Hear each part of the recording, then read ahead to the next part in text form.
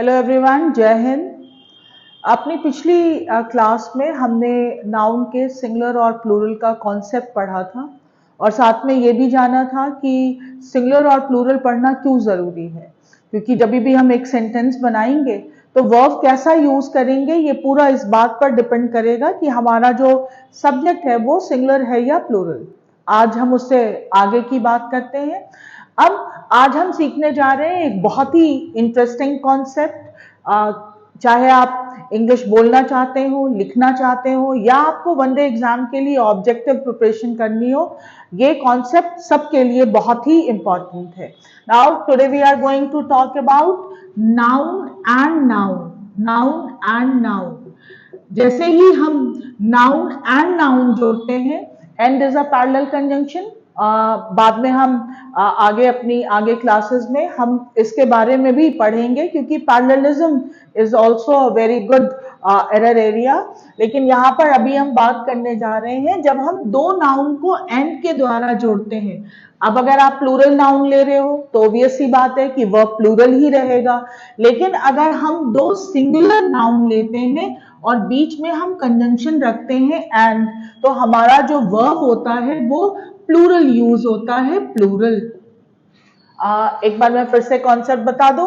अगर हम दो सिंगुलर नाउन एंड के द्वारा जोड़ेंगे तो हमारा जो वर्ब होगा वो होगा प्लूरल। हम बहुत ही एक सिंपल सा सेंटेंस देख सकते हैं, जैसे India India and China are. अब यहाँ पर आप देखेंगे कि जब मैंने India is a singular noun, China is a singular noun, बीच में मैंने लगाया है कंजंक्शन एंड, तो मैंने वर्ब यहाँ पर यूज किया are. India and China are the biggest consumer market. उपभोक्ता मार्केट है, कंज्यूमर मार्केट, दोनों में ही आबादी बहुत ज्यादा है, इसीलिए दोनों जो है बिगेस्ट कंज्यूमर मार्केट है। यहाँ पर हमारा जो मेन फोकस पॉइंट है that is are. So concept is कि दो सिंगुलर नाउन एंड के द्वारा जोड़ा जाएगा तो वर्ब होगा प्लूरल। अब यहाँ पर हम बात कर रहे हैं कि कई बार जो दो नाउन होते हैं, यहाँ पर वो दो नाउन, लेकिन यहाँ पर हम एलिमिनेट कर देंगे लोगों को, सिर्फ हम बात करेंगे। ये जो दो नाउन हैं ये वस्तुएं हैं, थिंग्स, इनकी बात करेंगे, यहाँ पर हम लोगों की बात नहीं करेंगे। अगर ये दो नाउन एक दूसरे को कॉम्प्लीमेंट करते हैं, कॉम्प्लीमेंट, यहाँ पर अगर आप ध्यान देंगे तो please give attention on the sound. Complement and compliment, these are two words. कभी भी जब हम पढ़ाई करते हैं तो एक होलिस्टिक स्टडी करनी चाहिए और बीच बीच में जो भी चीजें आए उनको भी समझते हुए चलना चाहिए। कॉम्प्लीमेंट का मतलब होता है एक दूसरे को बेहतर बनाना, एक दूसरे को यूजफुल बनाना। तो अगर कोई भी ऐसी दो चीजें हम एंड के द्वारा जोड़ते हैं जो एक दूसरे को कॉम्प्लीमेंट करते हैं, कॉम्प्लीमेंट का मतलब होता है किसी को अच्छा बोलना, तारीफ करना, that is called compliment. Here we are talking about complement. तो अगर दो नाउन हमने एंड के द्वारा जोड़ा और जो एक दूसरे को कॉम्प्लीमेंट करते हैं, चलिए हम अपने आसपास देखें। अगर हम अपने आसपास की चीजों में देखें तो सबसे पहले आता है bread and butter. Bread and butter, आपातकालीन स्थिति में तो हम सूखी ब्रेड भी खा लेते हैं, लेकिन अगर साथ में बटर हो तो फिर जो है दोनों एक दूसरे को काफी कॉम्प्लीमेंट करते हैं। राइस एंड करी, अगर हम इनकी बात करें, आप राइस एंड दाल भी रख सकते हो। तो फिर वही बात कहूंगी मैं कि अगर कुछ भी ना हो तो खाली चावल भी खाया जा सकता है, बट अगर राइस और करी दोनों साथ में हो तो कॉम्बिनेशन इज वेरी ब्यूटीफुल। अब ये दो चीजें जब हम एक साथ यूज करेंगे तो एंड आया है मगर फिर भी ये इज रहेगा, क्योंकि ये दोनों एक साथ यूज किए जा रहे हैं। यहाँ पर अक्सर बच्चे एक छोटी सी मिस्टेक कर देते हैं कि अगर हम ब्रेड और बटर या राइस एंड करी को एक साथ यूज कर रहे हैं तभी ये इज होगा। अगर हम दोनों को सेपरेटली बात कर रहे हैं दोनों के बारे में, मान लीजिए हमने कहा कि ब्रेड और बटर का मैन्युफैक्चरिंग इन फैक्ट्री में हो रहा है, तो ऑब्वियस सी बात है दोनों अलग अलग बनाए जा रहे हैं, उस कंडीशन में ये आर हो जाएगा, तब ये इज नहीं रहेगा। यहाँ पर कुछ चीजें बहुत ध्यान देने वाली हैं। पहली बात, कि इस कॉन्सेप्ट में हम लोगों के बारे में बात नहीं करते हैं। जैसे अगर आपने कहा कि हस्बैंड एंड वाइफ, तो यहाँ पर हस्बैंड एंड वाइफ भले ही एक साथ रहते हो, बट दोनों के दो आधार कार्ड होते हैं अलग अलग, दोनों की दोनों डिफरेंट आइडेंटिटी है, ये कभी भी इज नहीं होंगे, ये हमेशा आर ही होंगे। हालांकि दोनों एक दूसरे को कॉम्प्लीमेंट करते हैं, बट उनकी आइडेंटिटी अलग रहती है, इसीलिए आर। अब यहाँ पर एक बार मैं फिर से बता दूं, बहुत ही महत्वपूर्ण, दो चीजें अगर एक दूसरे को कॉम्प्लीमेंट करेंगी या साथ में यूज होंगी, तब हम उनको इज कहेंगे। यहां पर हम लोगों के बारे में बात नहीं करेंगे, क्योंकि लोग, उनकी आइडेंटिटी बिल्कुल सेपरेट होती है। जब हम बात कर रहे हैं एक दूसरे को कॉम्प्लीमेंट करने वाली चीजों के, तो खाने पीने की तो बहुत सारी चीजें हैं, राइस एंड करी, समोसा एंड चटनी, दही एंड जलेबी, बट और भी कॉन्सेप्ट हैं, जैसे needle and thread, pen and ink. अब सपोज करिए कि हमारे पास सुई हो, निडल हो, पर हमारे पास धागा ना हो, तो क्या करेंगे हम? इसीलिए निडल और थ्रेड ये दोनों एक दूसरे को कॉम्प्लीमेंट करते हैं, और जब अगर एंड में जुड़ेंगे तो फिर हम इनको इज ही मानेंगे। बट हियर अगेन रिमेंबर, अगर दोनों के सेपरेट एंटिटी की बात करेंगे तो हम प्लूरल रखेंगे। Time and tide, horse and cart, इस तरह के कई कॉम्बो पैक हैं जो हमेशा सिंगुलर रहते हैं। अब हम आगे बढ़े, जब हम दो नाउन जोड़ें एंड के द्वारा, तो चलिए हम जीरन की बात करें। और अगर आपको जीरन के बारे, that is a type of noun, और अगर आपको इसके बारे में नहीं पता है तो जो प्रीवियस क्लास थी वो टाइप्स ऑफ नाउन, उसको जरूर एक बार देख लीजिएगा। अगर हम जीरन के बारे में बात करें तो जीरन जो है वो सिंगुलर वर्ब लेता है। जैसे अगर आपने कहा कि singing is my hobby, singing is my hobby, तो यहाँ पर हमने सिंगिंग को सिंगुलर लिया है। आप दो जीरन ले लीजिए, आप कहिए सिंगिंग एंड डांसिंग, तो फिर आप आर ले लीजिए, क्योंकि दो अलग अलग चीजें हैं। आर माई हॉबीज, अब आपकी एक हॉबी नहीं है, आपकी दो हॉबीज है।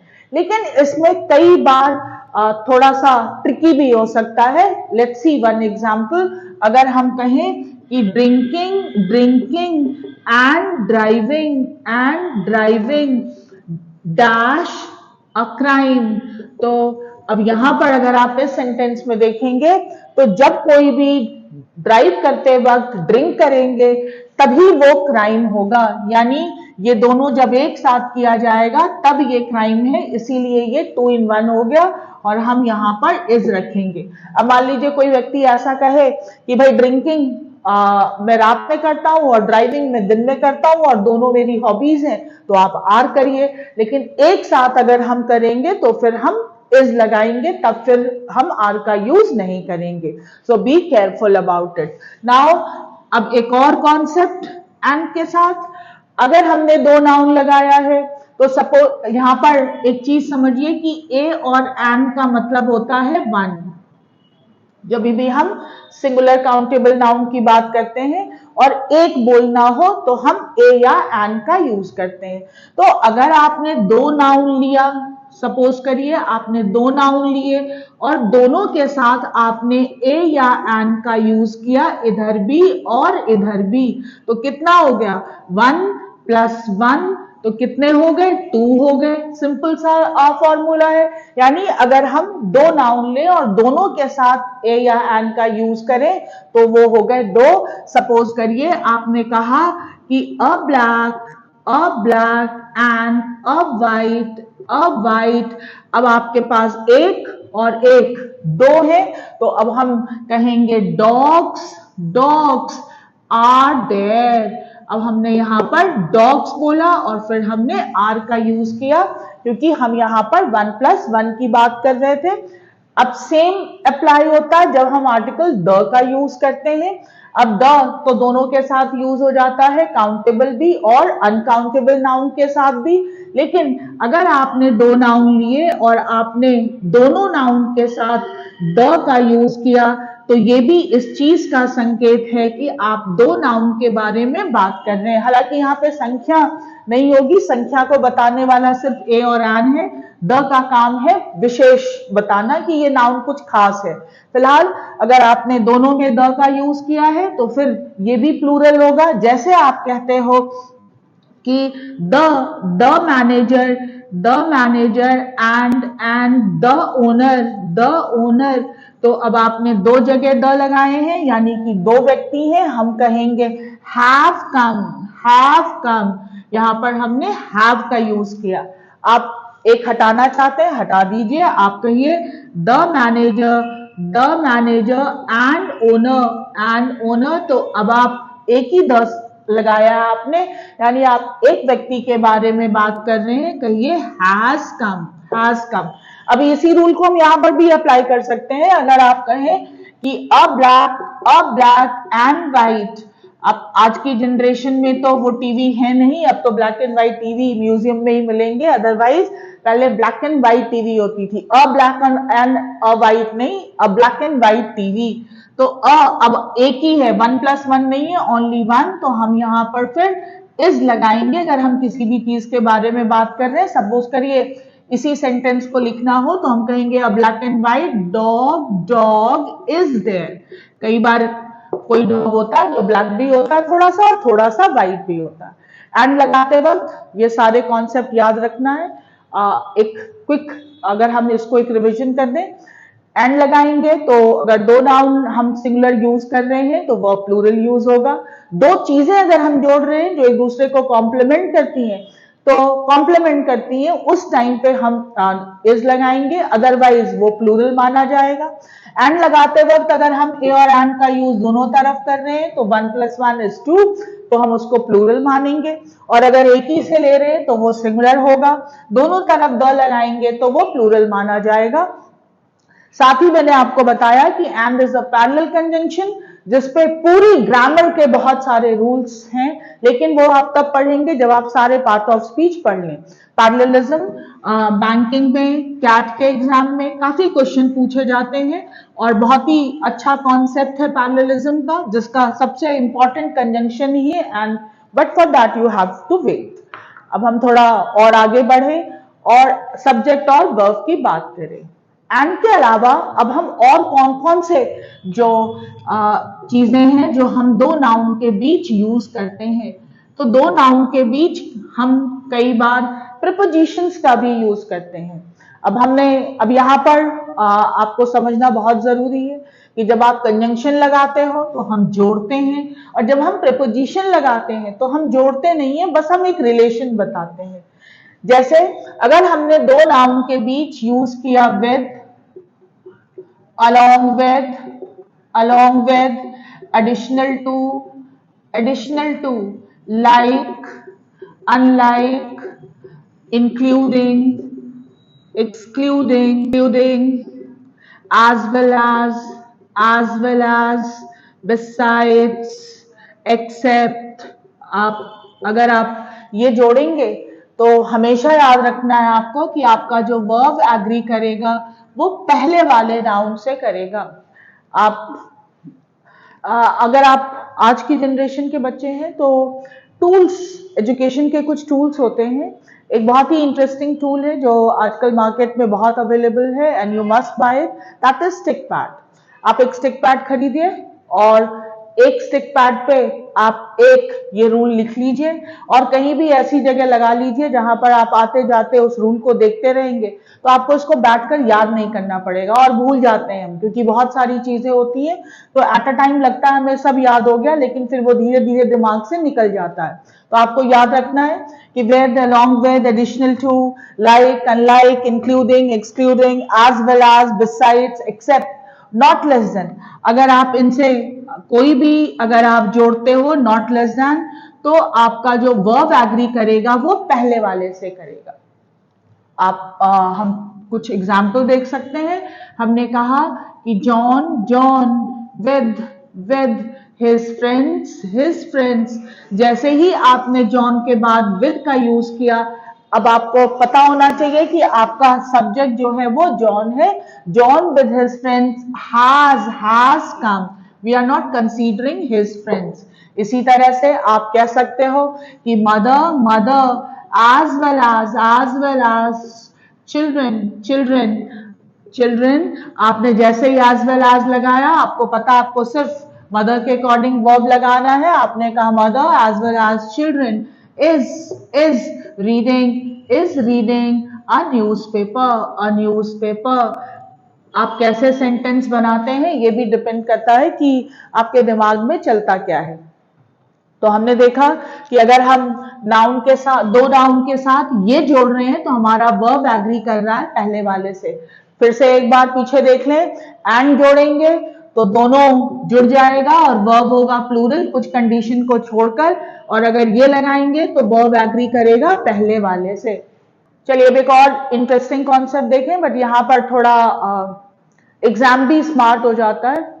एक एग्जाम में अगर बहुत सारे बच्चे हैं तो एलिमिनेट करने के लिए कुछ तो टफनेस बढ़ानी पड़ेगी, तो एग्जाम भी डे बाय डे जो है वो क्वेश्चंस के जो फॉर्मेट है वो चेंज करते रहते हैं। अभी इसी रूल में हम देखेंगे कि कैसे एग्जाम अपना फॉर्मेट चेंज करता है। अब हमारे पास कुछ और कंजंक्शंस हैं, जैसे हमारे पास है आइदर और, नाइदर नॉर, और not only but also, but also. और यहाँ पर मैं पहले ही आपको अलर्ट कर दूं, क्योंकि जो लोग सिर्फ रूल रखते हैं वो अक्सर कुछ छोटी छोटी चीजें मिस कर जाते हैं। We are talking about either or, neither nor. अभी हम सिर्फ आइदर की बात नहीं कर रहे हैं, उसके साथ और भी लगा हुआ है। अगर हम दो नाउन इनसे जोड़ें तो जो हमारा वर्ब होता है वो नियरेस्ट वाले के अकॉर्डिंग यूज होता है। वर्ब नियरेस्ट वाले के अकॉर्डिंग यूज होता है। जैसे अगर हमने कहा either, either the officer, either the officer, or the soldiers, soldiers, soldiers. Either the officer or the soldiers. अब हमें जो कंसर्न है वो सोल्जर्स से है, हम कहेंगे are. Either the officer or the soldiers are deployed. Deployed का मतलब होता है तैनात करना। आपने देखा यहाँ पर हमारा वर्ब एग्री कर रहा है नियरेस्ट वाले से। एग्जाम ने थोड़ी सी इसमें एक स्मार्टनेस दिखा दी। कुछ वर्ड्स होते हैं जो कंफ्यूजिंग वर्ड्स होते हैं, एक ही चीज के दो डिफरेंट वर्ड। और एक बहुत ही नॉर्मल सा एक कंफ्यूजिंग वर्ड है sink, sink and drown. Sink और ड्रॉन दोनों का अगर हम हिंदी ढूंढेंगे तो दोनों का मतलब ही डूबना होता है, लेकिन सिंक हम यूज करते हैं नॉन लिविंग्स के लिए, और ड्रॉन यूज करते हैं लिविंग के लिए। अब यहाँ पर जो एग्जाम है आ चुका है, सीजीएल एसएससी में ये क्वेश्चन आ चुका है कि not only the ship but also the passengers। अब ये लिखा, अब एग्जाम ने यहाँ पर इसके अकॉर्डिंग हैव ही दिया था, हैव, क्योंकि वर्ब नियरेस्ट वाले के अकॉर्डिंग है। लेकिन यहाँ पर जो आगे जो वर्ड आया था वो उन्होंने दे दिया था हैव संक।